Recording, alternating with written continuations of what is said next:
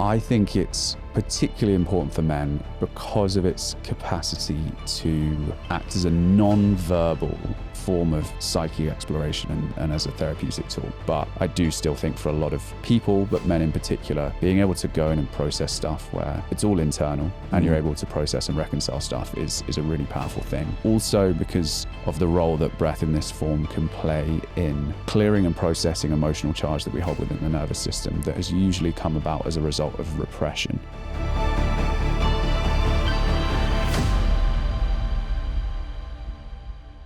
Right, welcome back to The Heroic Man.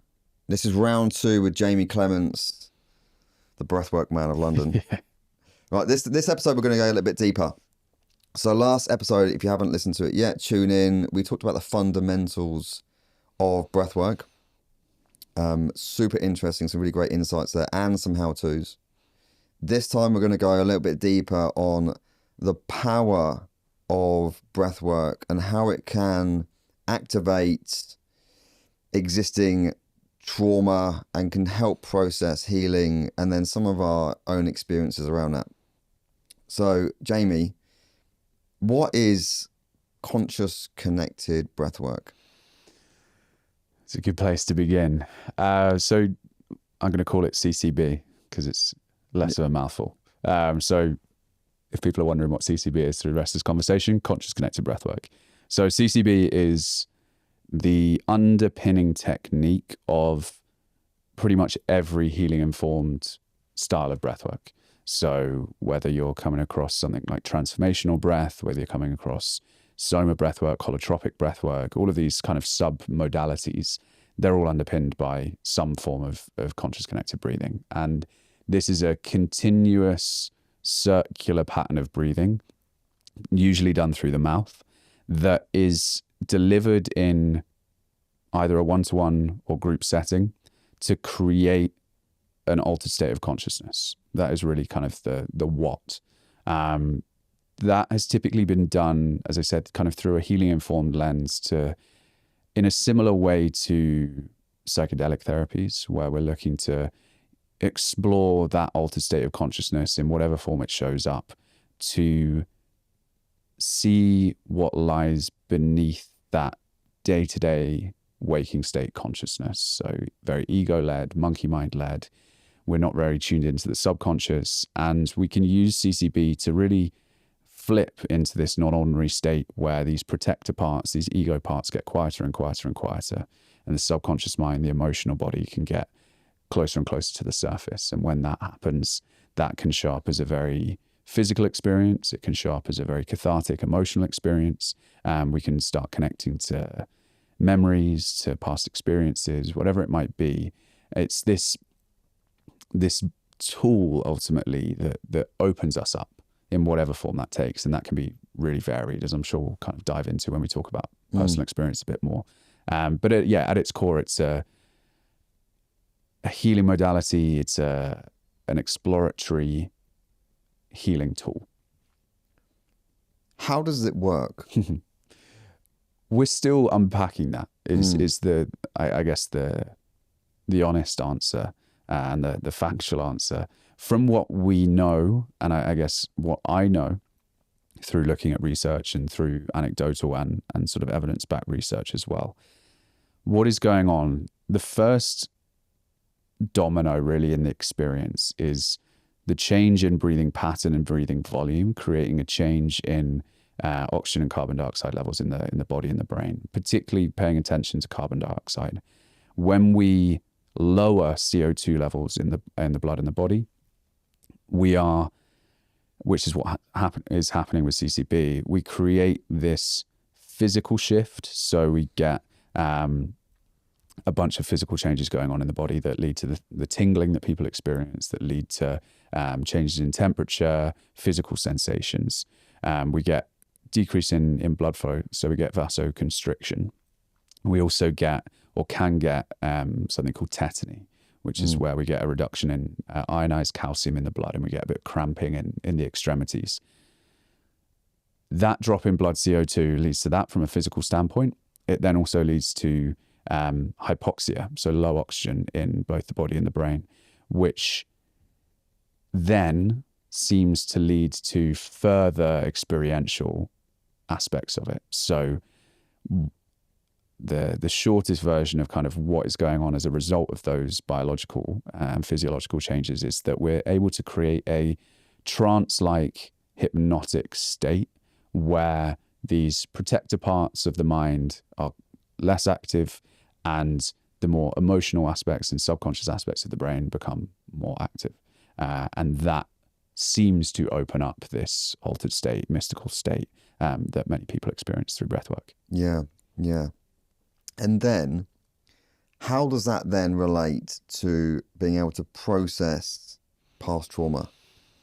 So if we think about trauma, which is an interesting word because it's been thrown around so much and discussed so much in social media world that I think we have different interpretations of what it means. If we look at trauma as adverse past experiences that have left a legacy of that experience in your nervous system, in your brain, in your body, when we go into that state through the breath where these protector parts, these guards within our brain that do a very good job of keeping us safe, that is part of their role, when they are less active, aspects of past adverse experiences can begin to resurface. That could be through memories, that could be through emotional charge in the body. If we think about the way that we hold that emotional energy of past experiences in the nervous system, to actually begin to bring it to the surface. Often with past adverse experiences, we end up almost guarding ourselves from the processing of them, because at that point in time where that event occurred, we needed to be protected from it. Our nervous system wasn't able to hold that experience. We didn't have the capacity for it. And so we might have shut down, we might have cut ourselves off from it, we might have compartmentalized it, put it in a box. And so we then keep ourselves safe from it in that moment, but also going forward. And that is what can lead to some of these ingrained behavior patterns as a result of trauma, is that we are still keeping ourselves safe from something that perhaps even happened in childhood. And so when we open up this altered state and we almost change brain activity through the breath, we are able to explore aspects of those experiences that we may have been protecting ourselves from, even at a point where we no longer needed to be kept safe from them. And when we can go into those in a safe, held environment to recontextualize and readdress our relationship with that experience, that's where we might start to hear the language of healing trauma. Yeah. Because we're going, okay, there's a memory coming up here. This is something really, really common. A memory coming through here of something that I'd completely forgotten about, that is a challenging memory. There's emotion attached to it. There's fear attached to it in a lot of cases. But in a safe space where I'm better resourced as an adult to face that, to understand that, to interpret that, to readdress my relationship with it, you can then start to work with that in a safe container with support, guidance, facilitation, to come out the other side with a slightly different relationship with that experience. For sure. Yeah. Yeah, I'll give you an example. So an example for me that I got a download, essentially. I got a memory, like you've just said there, that I hadn't, and I'm 37, I hadn't fucking remembered this.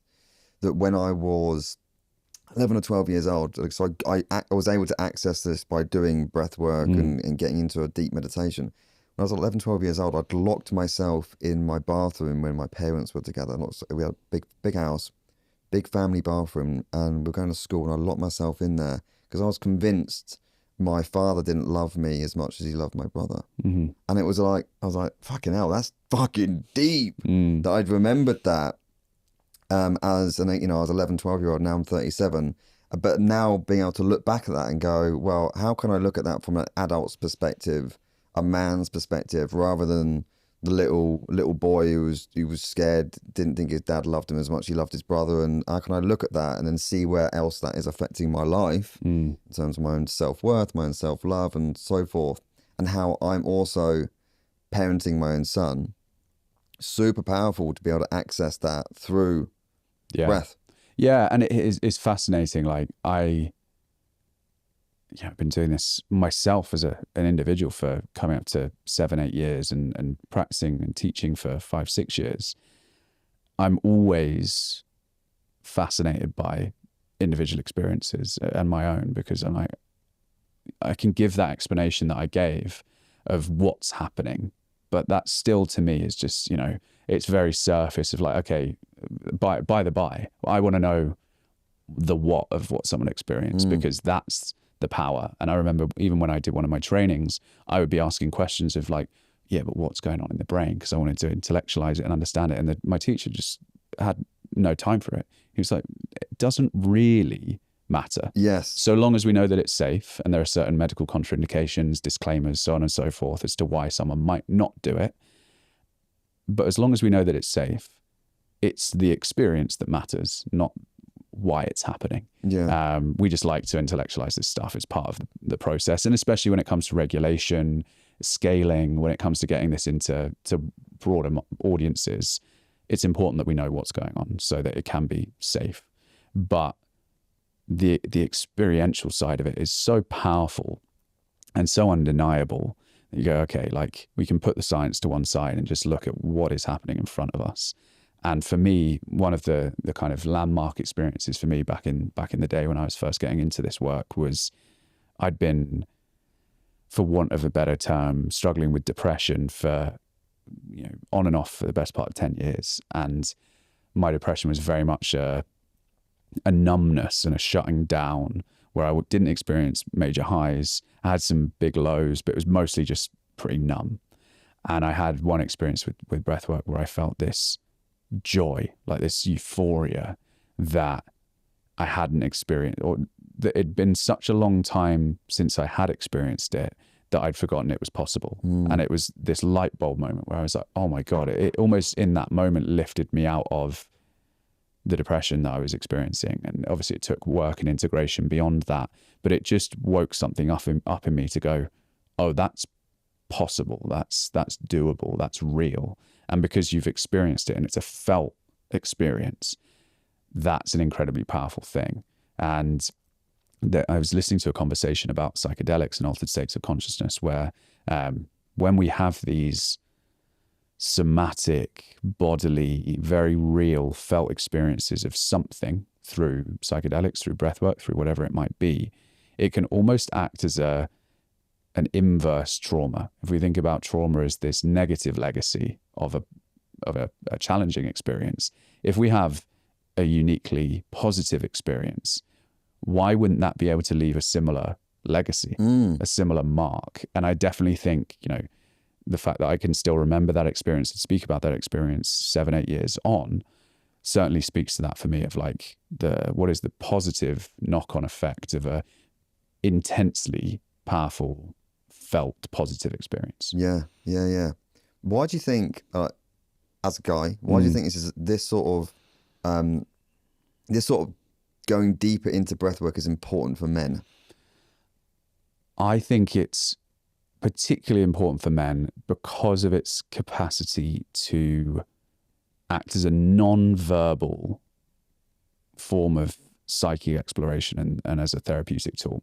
So two sides to it. Non-verbal because, there's this legacy of men struggling to vocalize and talk about what they're feeling. I think it's starting to become outdated because a lot of people are doing a lot of good work. But I do still think for a lot of people, but men in particular, being able to go in and process stuff where it's all internal and you're able to process and reconcile stuff is a really powerful thing.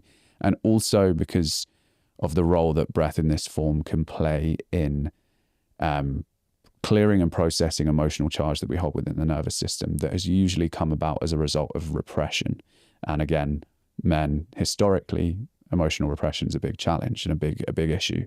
And so it's a really potent tool to help people go inward, which is great, but also to clear and process that weight of emotional energy that we're holding within the nervous system, within the body.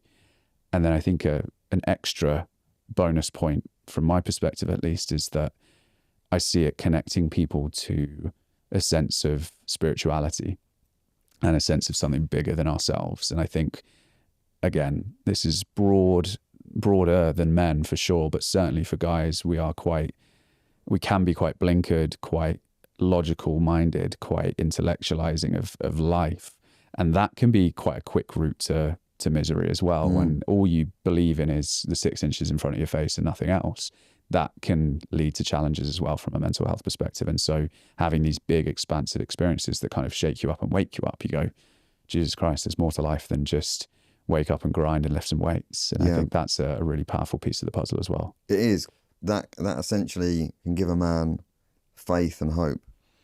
For sure. Which is powerful. It's why religion can be incredibly powerful, whatever religion, because it gives people faith, and faith can get you through the darkest of times. 100%. What's your journey been like with, I suppose, spirituality and faith? Yeah, so I'd actually say when I was in my early 20s, I had like a timid relationship with God.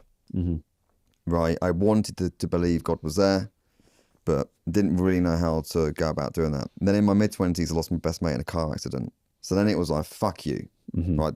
God doesn't exist. Yeah. And it was a big fuck you to whatever that looked like.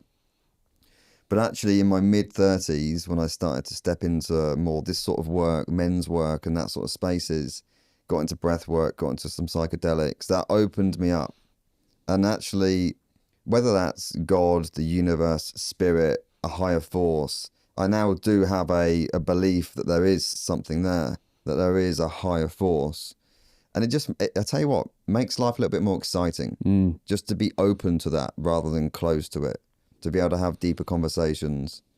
And I'll give you an example.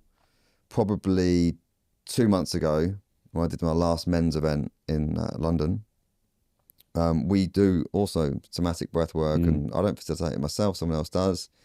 But I had an enlightening experience there where I essentially saw Jesus and then saw a goddess come in, and it was incredibly powerful that my own mind created that. And it was very, very enlightening. It was like an outer body experience.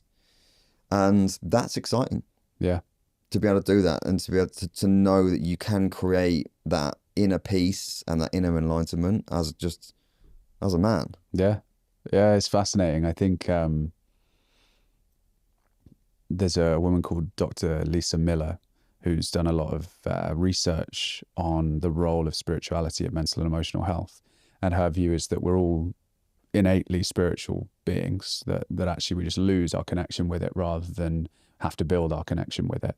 And it's often about reconnecting to that. And it's fascinating based on what we do know about the neuroscience of altered states of consciousness and mystical states, that there seems to be a commonality of spiritual experiences through these altered states of consciousness. It's sort of, it leads us there, whether, whatever you want to call it, whatever you end up just deciding to believe in or have faith in, all roads lead back to some sense of spirituality. And I think you're absolutely right. I think, I most of my life grew up as a pretty staunch intellectual atheist. I was like, yeah, but there's no evidence, so why would I believe in that?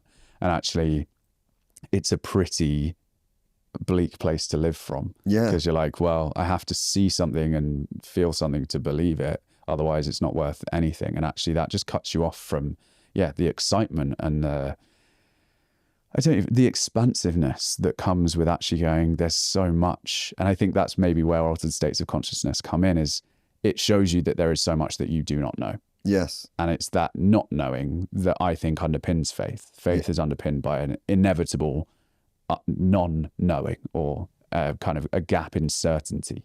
And to think with absolute certainty that you know everything is pretty naive in my opinion. And so I think once you connect to something that shows you how little you know, that's where faith starts to bleed into your life. What would you say What's been the most breathtaking experience that you've had or you've seen, witnessed through like conscious connected breathwork? So the one that I spoke to for myself was like a light bulb moment that turned on, I think, everything that's happened since. So that was the one where I went, oh, I wonder how one would go about teaching this to other people. And I had a conversation with the guy that ran that session, who I'm still in touch with, the week after that. And I was like, oh, okay. And that to me has kind of changed my life trajectory. I've seen thousands of people come through sessions. There's some that are quite recent, that stand out. A couple of people who have connected to late partners or late parents and had really incredibly healing experiences through reconciling relationships with people that have passed. So that's been incredibly powerful to witness. I think there's something in, if I look at every group session, one-to-one session, every session, is there a common thread? I think the common thread that I see is a connection to self that enables connection to other people. And I think that's, again, it's like a collective light bulb moment where everyone there in a group session, 20 people, 100 people, however many, is there lying down, eyes closed, having their own experience. And then come the end of the session, they open their eyes and there's a felt connection between the person that they were next to, even if they're a complete stranger at the start. And I think that to me underpins all of it. It's like this shared humanity and this waking up, as you said earlier, kind of that collective consciousness shift where it's just like, oh, I just remembered I'm human. And I can see that you've just remembered that you're human as well. Isn't that nice? And now we have a connection. And it's that coming back to, whether it's God, whether it's collective consciousness, whether it's the universe, whatever you want to call it, it's almost like we're stripping back some of the layers and connecting more closely to that shared sense.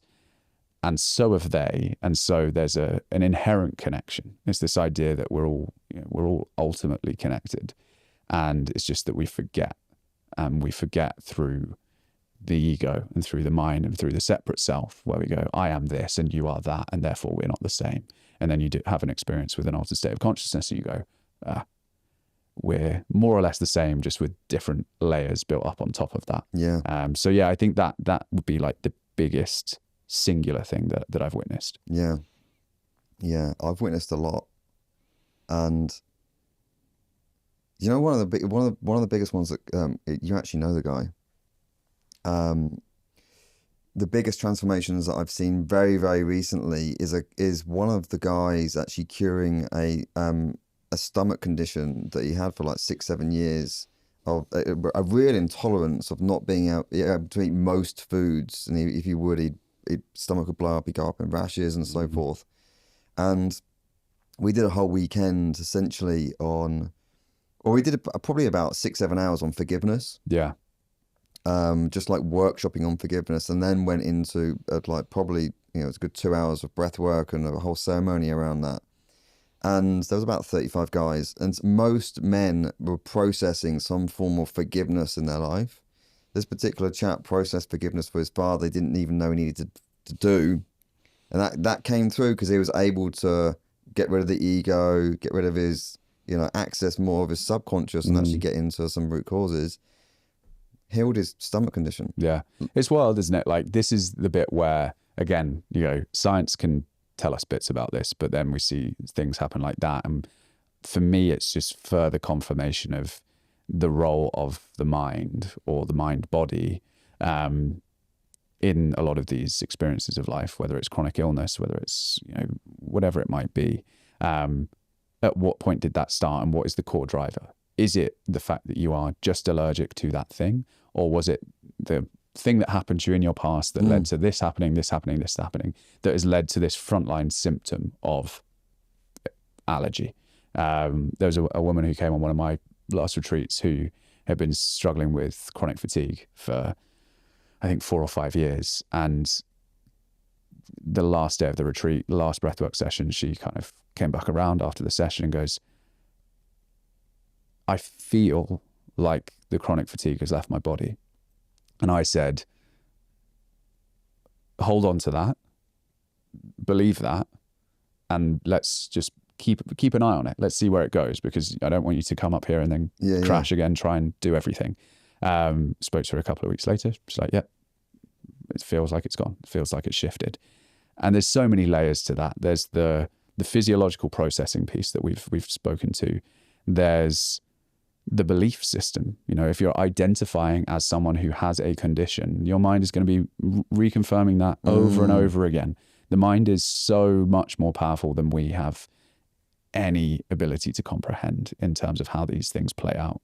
And so there's layers, but to see, again, it comes back to faith, because I would love to be able to sit here, because I like to intellectualize things and explain exactly why that's happened. But again, comes back to faith. I go, it's happened, so great. And kind of step back and let it happen. And be able to, so again, integration is a word that's come up a couple of times, but like help people in the integration of that so that it can become a long lasting thing, because there's nothing worse than someone having an experience like that and then cycling round and feeling like, oh, I am broken. Why is it coming back? And actually helping someone to kind of progress within that process as well. Yeah. When it comes to like the deeper somatic breath work, the breath work where it is going into trauma, healing, processing, talk to me about integration and like the importance of that. Yeah, it's a fancy term for making things stick. Yeah. It's taking the insights, it's taking the experiences and committing to integrating that into your life longer term. Because with any psychedelic, with any altered state, the difference between sort of alchemy and escapism is the integration. Because we can all do the breathwork session, have the high, and then come back to where we were before and be like, oh, that was fun, wasn't it? Breathwork for an hour. Breathwork's cool, but that's it. Or, you know, the mushrooms are great, I'll go do that again next week. And actually, if you're not making this stuff stick, if you're not planting those roots and allowing things to kind of bloom from there, then it is just escapism. It really is. And so integration can take many different forms, but typically what I encourage people to do is some form of journaling in the recent kind of aftermath. Also meditation and just sitting with those experiences. The daily breathwork piece that we talked about in the first episode of actually how do you keep your system regulated? How do you kind of keep working towards that? And also conversation, co-regulation, therapy to actually go, oh, this is what I experienced, but I don't know how to make it stick, and getting support with that. And then to put conversation we were having just before we started recording this one, the embodiment of the integration. So it's all well and good going, I think I feel better now. I go, okay, well, what's changed in your life? What are you doing differently? Yeah. That to me is a sign of integration having taken place, is that you are living from a different place, not just with a different understanding. And I think that's where a lot of people get stuck. And it's one of the things that I'm sort of trying to address in my work at the moment, is seeing how many people have got a bunch of great lessons in the last few years, but their lives are the same. Yes. And they're going, I still feel shit, maybe even a little bit shitter, because I know what I could be doing differently, but nothing's changed. Yeah. And so how do we actually properly integrate lived experience of difference through making different choices and doing different things? Because something that I experienced through integrating an ayahuasca experience was how uncomfortable doing things differently felt to begin with, and how easy it would have been to go back to doing things how I did them before. And actually weeks of, oh God, this doesn't feel normal. And I really went to a place of like, what's wrong with me? Like, I don't feel normal. And then I had to just keep reminding myself, this is what you wanted. You didn't want to stay the same. You didn't want to be in that place that you were before. So things have to feel different, and different is uncomfortable. And so just reminding myself of that and going, I want to choose a different path.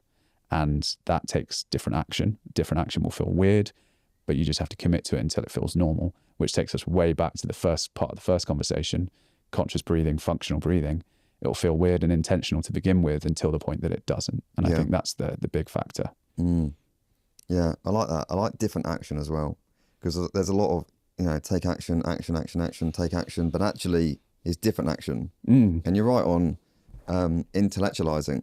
You know, it's you can have all the insights in the world, but if you don't take a different form of action afterwards, you're just a librarian of the mind. It's just it's all in there, but nothing's changed. I was that for a very long time. I remember a podcast conversation I had almost 5 years ago, I think. And the guy I was interviewing, great guy, said, I like to look at it as having a PhD in my own mind. I'm like, I loved that at the time. I was like, me too. That's what I'm doing. I love it. I understand myself. I know all this stuff.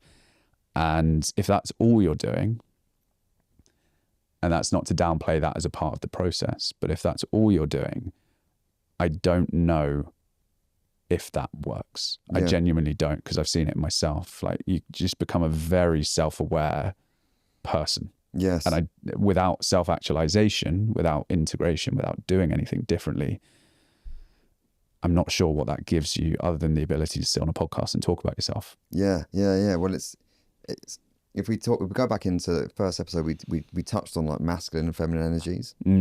Self-awareness is a very feminine energy. Being able to sit in your self-awareness is a good thing, but if you sit in it for too long, you're just sitting in it. There's no action. You're just sitting in it and being aware of your awareness. Great. But then it's like, fucking sweet. Got the awareness. Now there's the insight. Now let's go back into a more of a masculine, but for a guy, right? A male masculine energy. What can I do now to take action? Yeah. What can I do some different action right now? Yeah. And I think I very much view, I used to talk about this as sort of healing 1.0, healing 2.0. So it's like 1.0 is an important part of the process. You need to figure yourself out. You need to understand yourself. Otherwise, the action is going to be misguided. It's almost like you create the user manual to then take action. And that might take 6 months, a year, 5 years, 10 years. But within that, you're always iterating how you're acting and actually building. I've changed tact a lot over the last few years in terms of, some of my views on things. I'm very open to having my view changed based on my experience and based on conversation. But you're constantly refining it and constantly refining it. And as you perfectly said, if you're just sitting in it, you're not really doing anything. No. And ultimately, we're doing the work on ourselves. Again, comes back to the first conversation we had, so that things can be different for ourselves and people around us. And I think that's really important, is to alchemize the work for a purpose. Yeah. Whether that's your purpose or just a purpose. Yeah, for sure. I really like the word tolerate. So it's like, do some breath work, do some psychedelics, whatever, have the awareness, have the insights. Then, like, a super easy thing to do is to look at your life and go, where am I tolerating the things that go against the insight I've just had? Like, what am I tolerating in my life that just fucking goes against that? Yeah. And go, well, there's that in my relationships, that in my work, that in my health. Then just sort that out. Yeah. Just go, I'll do the different thing then to that. Life change. Absolutely. And I think it's, we often put ourselves in positions in our lives that confirm the beliefs that we hold about ourselves. So one for me was, still is, I suppose, I spend a lot of time, and this is something I view as a positive as well. I spend a lot of time with people older and more successful than me. Incredibly inspiring, drives me, motivates me, keeps me absolutely stuck in the belief that I'm not good enough because I'm surrounded by people older than me and more quote unquote more successful than me. And so there's light and dark to all of this. But again, to come back to that point of what you're tolerating, what positions or situations have you found yourself in that make you uncomfortable or that you don't like in your life? What belief is that confirming about yourself? Yeah. Because actually the beliefs, that belief that I'm not good enough is probably the one that I've held on to. And I know for a lot of other people for as long as I can remember. And so to change that, I'm going to feel different, and different is hard. It's easy to stay in that belief. And so actually to start doing things differently, even if that different is going to make you feel significantly better, can feel really challenging. And so if you're in a position, a job that you don't like, a relationship that you don't like, maybe asking that question of like, what belief is this confirming? Is it that, I'm not worthy of love, or that I will never be successful, or I don't deserve something? And then go, do I want to believe that? How do I change that belief? And then also, how do I change that situation? Yeah. Fucking beliefs. Some thoughts going around your head. I can Yeah, tell. I mean those beliefs, man. But that's the thing. It's a belief. A belief is something that we've made up. Yeah. It's a story.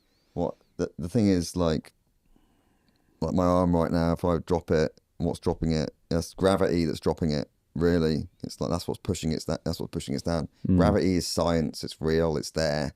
A belief is not. It's something that we've made up. It's a story. For the most part, they're just bullshit. But then for the most part, because we've held those beliefs for so long, it's the security in our insecurity. So we gain security by staying in that bullshit insecure belief. And then it's on repeat. It's a patterns drive our lives. That's it. And I think, I speak a lot about autonomy and agency in my work at the moment, which is, I ended up in a place in my life that I was deeply miserable. And I felt like I'd ended up there by accident, because I just lived pretty unconsciously in a state of autopilot. I was like, I've made choices, but how many of those were my own? How many of them were really driven by what I truly wanted? Very, very few. And once you kind of can shake yourself up to that fact of like, I've ended up somewhere seemingly by accident, and I don't like it here. That's almost the starting point. You go, okay, well, now's the opportunity to do things differently. But knowing within that you're going to have to make some choices that might feel uncomfortable because it's not familiar. Yeah. And this is where, for men, it's important to go, I don't need to do this on my own. I've been trying it on my own for fucking years and it's not working. Like, find a men's group, do a breathwork coach, find a great therapist, find a shaman, whatever that looks like, to go, right, am I going to do this, but not on my own? Build the power team. It's like best teams in the world, right? Navy SEALs, best companies in the world, Amazon, they're all built by the teams. So it's having a superpower team yourself to help you figure this shit out and then gain the right actions to then change. 100%. And I think, I guess, speaking to that, like finding the unfamiliar and breaking out of the sort of security of the insecurity is also, and it's easier said than done, allowing yourself to seek out unfamiliar forms of support. So it might be the shaman, or it might be, if you've always had a female therapist, it's a male therapist, or if you've always gone to men's groups, maybe it's a mixed experience. Like actually going, even in doing the work, and this is where it just gets fucking overcomplicated, but even in doing the work, where am I keeping myself stuck? Yeah. Because I'm going to the familiar, I'm going to the comfortable, and I'm just reaffirming the beliefs that are already there, rather than going, how can I bust this wide open? And actually get some food for thought from a place that you might not expect it, because that's where you're going to get the kind of snippets of real gold and real change. Yeah. So someone recently offered me to go and study and get trained in Kundalini activation. Yeah. Right. And I was like, do you know what? Not right now. But because I've got my own things going on, it's just another thing on my plate that I don't need. But at some stage next year, I'll do that, because for me, it's so fucking left wing. It's so the other way. It's completely different to all of my very, very masculine orientated, science-backed modalities that I'm very well trained in and versed in. And I'm like, yeah, do you know what? That makes me feel uncomfortable doing this Kundalini active, whatever the fuck that is. Right. And it's very, very different. So I will do that. Yeah. I think that's it. It's the curiosity piece and knowing, especially with modalities and faith systems. I think both of these it probably speaks to is that they all come back to very similar places. So something like Kundalini is very much about getting into your body, about life force energy moving through your system. Could say exactly the same for conscious connected breathing, right? In a different form. We're all when you strip it right back, we're all speaking very much to similar things, whether it's modalities or phase systems. Where do you see breathwork evolving, particularly for conscious guys? It's a timely question, because I'm in a position right now where I feel like it has to evolve. Yeah. It's evolving for me in terms of how I operate the business, how I practice myself. And again, it's very, very similar. And this is where I think just the world is hilariously pattern-led. It's similar to that healing 1.0, healing 2.0. We could almost say breathwork 1.0, breathwork 2.0. 1.0 is, let's package this up as a really nice, neat modality. Let's go. Here are your techniques, here are your tools, here are your workshops. There you go. And people can get a lot from it, but it's really the commercialization and commodification of the thing. And that is a really quick way to suck the life out of it, to suck the philosophy out of it, to suck the gold out of it ultimately. 2.0 is about how do we shift beyond that? And for me, this is about the breath is a fundamental part of everything that we do. And how can we really turn it back in the Western world, at least, back into an integrated life philosophy. So people are just aware of their breath day to day. They know what tools they need to use, and then they're able to empower themselves to create change in their lives with breath as a part of that. So the 3 pillars that we mentioned in the first conversation of functional breathing, nervous system regulation, and therapeutic breathwork still apply, but the way that I'm now approaching it for breathwork 2.0 is breathwork is a gateway to reclaim awareness, autonomy, and purpose. So rather than speaking about the tool, we're speaking about the thing that it empowers you to gain access to. So to reclaim awareness, autonomy, and purpose. And the breath can do all of those things for us. And so that for me is, if I were prescribing something or drawing up a roadmap for people to go and follow, is explore breathwork. And perhaps you go breathwork 1.0 first as a way into that part of the journey. But also, rather than thinking about what breathwork tool do I want to use, it's go, why am I seeking this thing? What is my intention here? What am I trying to get from this? Am I struggling with awareness, balance, autonomy, agency, purpose, meaning? What is it? And then seek accordingly and apply accordingly. So I think it's more about that for me now, of how do we create an integrated life philosophy that supports us not just in the moment of doing the practice, but just across the board. I like that. Yeah, I can sync that with something that I say to guys, because I think with guys, particularly when they get into self-development, personal development, it's all about how. Pete, just give me the fucking roadmap, mate. Yeah. Give me the 3 steps. How? What do I need to do, and how? And that is very much the 1.0. Yeah. It's the in the breath work, it's the workshop, it's the trainings, it's the how. But the 2.0, and the same in self-development, it's not about the how, it's about the who. It's never about the how. It's always about the who you are, who you are being, and who you are becoming. That's like the 2.0 there. Yeah, and how implies that there's a solution. Yes. It implies that there's an end goal. And I think the who is that's the journey. The who is the journey. The who is the acceptance. The who is the seeking without a desire to find something other than to continue the journey. I even see it's something I've been talking quite a lot about recently as well, with non-fiction and fiction. I've pretty much solely read non-fiction for the last 5 years, learned lots, understood lots, gained lots of knowledge and awareness. Now almost exclusively reading fiction. Interesting fiction of like philosophy and mystery and stuff that is still, fascinating to me, but very much viewing that as reading non-fiction is information gathering. That is the how. Yeah. And then fiction is going, how am I choosing to interpret this story through the lens of who I am? And it's empowering the who. Like, what am I choosing to take away from this story? What is it making me feel? How is it making me think? And it's much more of a personal interpretation and integration of a story, rather than give me some knowledge and I'll remember it and then might spit it back out at some point.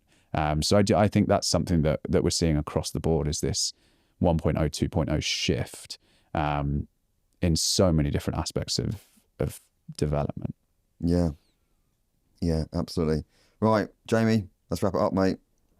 Good to see you. Reach around the mic. Yeah, Good reach to around see the you mic. too, Team, thank you for tuning in, and we'll be back next week with another one. Cheers, guys.